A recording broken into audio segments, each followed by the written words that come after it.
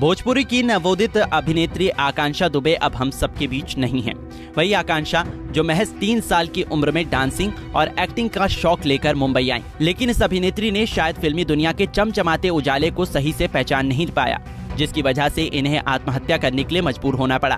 भारत के लगभग 25 करोड़ भोजपुरी दर्शकों से अपनी पहचान बना चुकी आकांक्षा दुबे के आत्महत्या मामले में कुछ अपडेट निकलकर सामने आ रहे हैं। ये अपडेट्स भोजपुरी मशहूर गायक समर सिंह और उनके भाई से जुड़ा हुआ है, जिन पर आकांक्षा को आत्महत्या के लिए उकसाने का आरोप लगा है।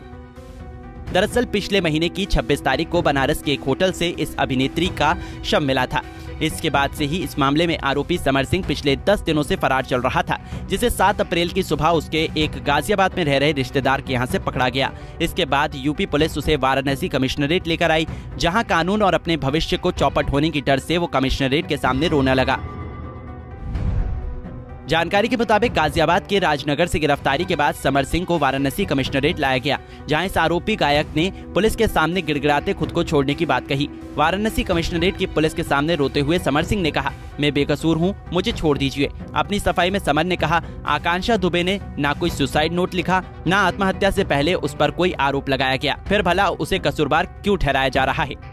पुलिस को दिए अपने बयान में आरोपी गायक ने आकांक्षा दुबे को लेकर भी जानकारी दी। दिवंगत भोजपुरी अभिनेत्री के बारे में बताते हुए समर सिंह ने कहा, उसने ये कभी नहीं सोचा था कि आकांक्षा आत्महत्या कर लेगी। वो एक साहसी लड़की थी और उसने अपने दम पर भोजपुरी इंडस्ट्री में अपना अलग मुकाम बनाया था। अगर उसे पता होता कि आकांक्षा के मन में आत्महत्या जैसा कोई गलत विचार आया है, तो वो गोरखपुर से वाराणसी आकर उसे समझाता। इस मामले में नामजद आरोपी गायक ने पुलिस की प्रारंभिक पूछताछ में बताया कि वो बीते 25 और 26 मार्च को गोरखपुर में शूटिंग कर रहा था। वहीं उसे आकांक्षा की आत्महत्या की खबर मिली। 26 मार्च की रात को वो लखनऊ में था। तभी 27 मार्च को आकांक्षा की मां मधु दुबे के आरोपों और खुद पर दर्ज मुकदमे की उसे जानकारी मिली, जिससे वो घबरा गया। इसके बाद अपनी गाड़ी लखनऊ में ही छोड़कर सड़क मार्ग से अपने दोस्त संजय सिंह के साथ गाजियाबाद चला गया, जहां से वो दिल्ली, नोएडा और देहरादून में अपने खास करीबियों के यहाँ ठिकाने बदल बदल कर रह रहा था।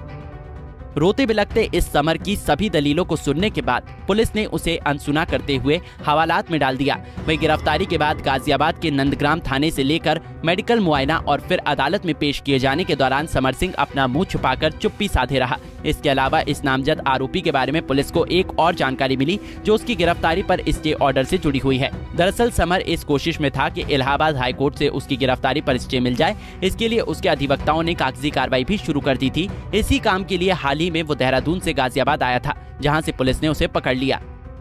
आपको बता दें, जिस आकांक्षा दुबे आत्महत्या मामले में पुलिस ने समर सिंह को गिरफ्तार किया है, उस अभिनेत्री ने महज 25 साल की उम्र में भोजपुरी सिनेमा में अपनी नई पहचान बनाई थी। मीडिया रिपोर्ट्स के मुताबिक टिकटॉक और इंस्टाग्राम से प्रसिद्धि पाई आकांक्षा पिछले कुछ दिनों से समर सिंह को डेट कर रही थी। वहीं अपने इस छोटे से करियर में दिवंगत अभिनेत्री ने खेसारी लाल यादव और पवन सिंह समेत कई सुपरस्टार्स के साथ काम भी किया था, जिसमें वीरों के वीर, कसम पैदा करने वाले की पार्ट 2 जैसी फिल्मों के साथ काशी हिले पटना हिले जैसी फेमस गाने भी शामिल हैं।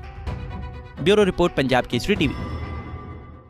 हमसे जुड़े रहने के लिए हमारे YouTube चैनल को सब्सक्राइब करें और नई वीडियो की नोटिफिकेशन के लिए बेल आइकॉन को दबाएं।